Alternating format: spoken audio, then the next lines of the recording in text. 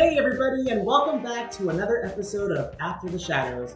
It's the season finale of What We Do in the Shadows, which means it's the season finale of After the Shadows, which means it's almost time for us to say goodbye, goodbye. My lawyers are looking at me weird and telling me not to sing the song and not finish because we're not. I'm being told not to sing a song, so that's okay, because we're going to say goodbye, so grab a cup of cocoa and snuggle up tight with some tissues, because it's going to be a sad one.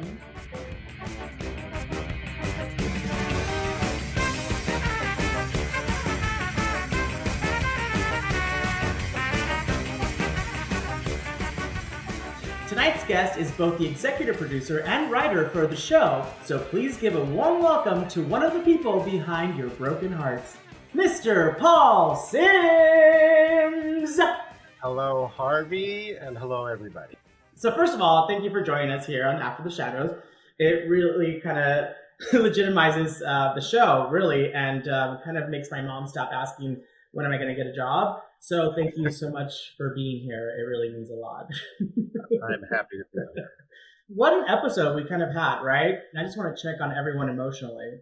How's everyone doing? I was checking on everyone emotionally last night on Twitter, and people were very upset. And I hope after they see tonight's episode, they'll realize that there's a new dawn ahead. They don't need to be as sad as they seem to be after episode 9. All right, so Laszlo and Colin have gone through a lot this season. They've grown as people and as friends. Now the relationship is on the cusp of maybe parent and child. What can we talk about that a little bit?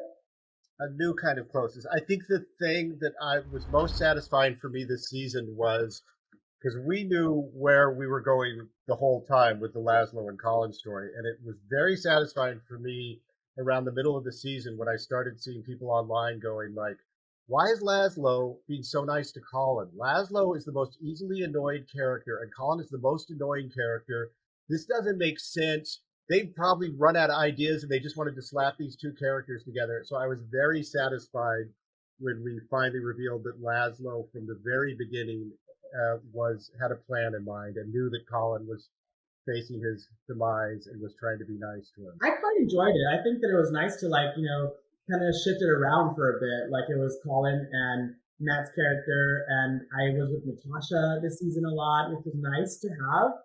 I liked it. It was like switching. I think that's one thing we do before we start every season is in our constant efforts to not repeat ourselves too much is go, who haven't we seen together? And obviously for this last season, there's very little that we've done previously with Laszlo and Colin hanging out together. And then also, it was fun also, I think, seeing Guillermo and being the whisperer. I mean, we always know that Guillermo knows more of what's going on than everyone else, but I thought it was fun seeing Guillermo whispering to Nadja and whispering to Nandor and sort of playing a chess game, even though it would sometimes backfire. One of my favorite lines of this season is when you're trying to manipulate them and it doesn't work, and you go, oh, I think I really biffed this one. So we've learned some shocking information about energy vampires, but there's still so much more to learn. Any hypothesis on how they originated? No. Well, yes. I wouldn't say no, but I would say there are about 100 of them, and that is sort of where this storyline came from this season. Is that when the show started, Colin Robinson was going to be sort of like a little joke that happened every once in a while, and then we liked Mark so much, and he felt like part of the group, and then after a while, we were like, well, we can't just keep doing the joke where he bores people. Like, that in itself is getting boring. And so, as we often do in the writers' room, we started talking about, well, where do energy vampires come from? Are they made? Are they born that way? And we debated. We said it could be this, it could be that. And eventually, we listened to ourselves, and we were like, we don't know. And maybe that's the key to the story, is that Colin himself doesn't know. And maybe that's, his journey this season is trying to figure out. And then as we got further into that, we started thinking, we were like, oh boy, we better have an answer for this, because you don't want someone to go on a journey trying to find out who they are and never come to a conclusion. And that's how we came upon the conclusion is hidden from him because Laszlo doesn't want him to know the dark truth. Which is really nice. I think it shows a softer side to Laszlo that we might have not seen before, because he's always so straight to the point, and it's all about Yes. lust and feasting and all that. So it's kind of a nice. Yes, but also speaking of that, one of my favorite scenes that Matt did this whole season is the one that was in tonight's episode when he explains to Nadja why he left England, and it was because he fell in love with a simple peasant girl. A girl with no surname, no social standing. They actually called her a peasant girl.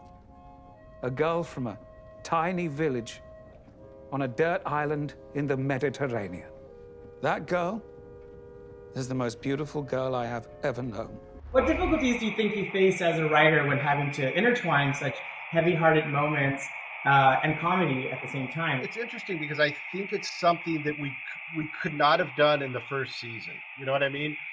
Until you get to know the characters themselves, we never approach it as like, let's do an emotional scene, but just the natural relationship between the characters leads to that. Like in tonight's episode, I love the scene when you and Nandor finally come to blows and have a real fight, and Nandor says, I want you to come with me and I'll make you a vampire. You just had to prove yourself. And I love also the ambiguity of that scene, which is, was that Nandor's plan all along to test Guillermo? Or did he almost lose a fight to Guillermo and was covering for himself and going like, I was testing you. I really love that scene. And plus that has some of the best fighting stuff in it I've seen. When you do the Lucha Libre leap off the coffin. Plancha! Yeah, I love that. And it was just a good, brutal fight in a small enclosed space between two characters who obviously love each other. You should go. Start making arrangements. Yes. Let a great journey commence. Should we go to the game? Oh, is this your game or my game? You have spent the whole season doing these shows, asking people questions about themselves and their characters, so it's time for Harvey to be in the spotlight. This is my version of the Newlywed Game, where we see how well I know you and if I can guess your answers to things. Wait, you guessed mine? Wait, am I guessing? You'll see how it works. Okay. Harvey, Yeah. I know we have all our guest stars are fun and we love them all. Who was your favorite guest star of season 3? Ooh, this is you're setting me up for trouble. You know what? You can name your top 2. 100% Cree Summers. Bam! Got it. Yay! And who else? Donald Lugg was great. He was great. He was Yes. great too. So I would say those two. Oh, I was really sure you were going to say Doug that. Jones! Wait. But it's almost like Doug doesn't count as a guest star because he's almost basically a member of the family at this He's a point. member of the family. I thought you meant like a guest star that just joined us. for the Okay, first- fair enough. You get half a point on that one. Okay, great. Harvey, if you could take with you one prop that you worked with this season to have as your own, that would that you would look back years from now and go, oh, I remember season 3 because I have this prop and I have it on my shelf. What prop or props would it be? Oh, you know what? I did keep the sheet music that Laszlo writes. Vampires are a happy. Oh, that's very nice. So I kept that, and everyone signed it. So That's very nice. It's kind of a nice thing. I want to frame it.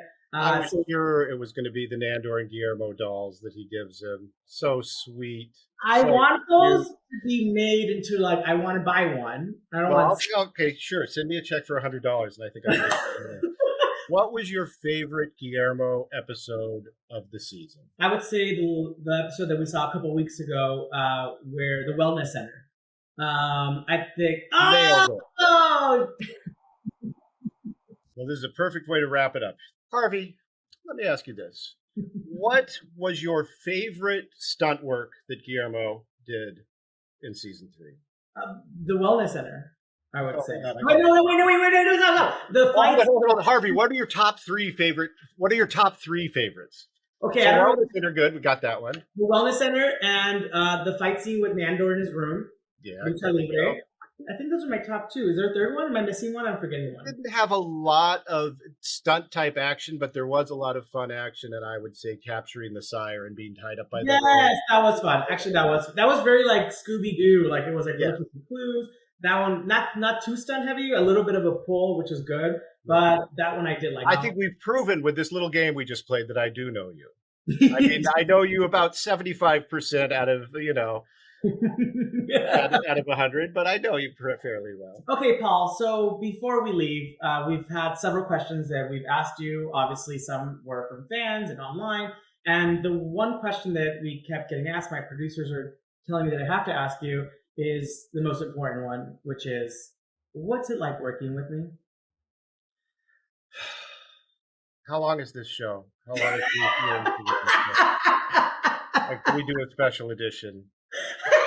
It's a 3-hour part. Yeah, it's a 3-hour part special. I mean, I was not prepared for this. I would have sat down and it is fun and funny. The Harvey you see who's full of laughs and fun is the Harvey you see on screen. And it's a treat. And you know what it is? To take a character who in the pilot was, a semi-minor character and expand it and just keep throwing more stuff at Harvey to see if he can do it. And he always does it. I mean, throwing stunts at him, and he became sort of an action person, throwing, heavier emotional scenes at him to see if he could do it, throwing silly, funny things. It's fun almost using Harvey as a test dummy to see what we can throw at him and see how much he can handle. And so far, it's all been great. Oh, that's very sweet, Paul. Thank you. And there's a check in the mail. Thank you for that. Well, thank you, Paul. Anything you want to say to the fans or any special teases for season 4 that you want to? I think if you watched tonight's episode, then you'll be full of questions and excitement about season 4, because season 4 takes everyone involved on a whole new weird journey. That's all I have to say. It's going to be great. It's going to be great. Well, on that note, please say goodbye to the one, the only, Mr. Paul Simms. Thank you, everybody. And Harvey, thank you for having me. Well, friends and lovers, I must bid you adieu, for the season has come to a close, and although I will miss you in theory, I do not know you in reality. So all I can truly miss is the process of making the show in a vacuum, and hoping you're watching. I will miss the vacuum. Goodbye, my dear Void. Until next season, keep your teeth sharp and your wings clean. Bat!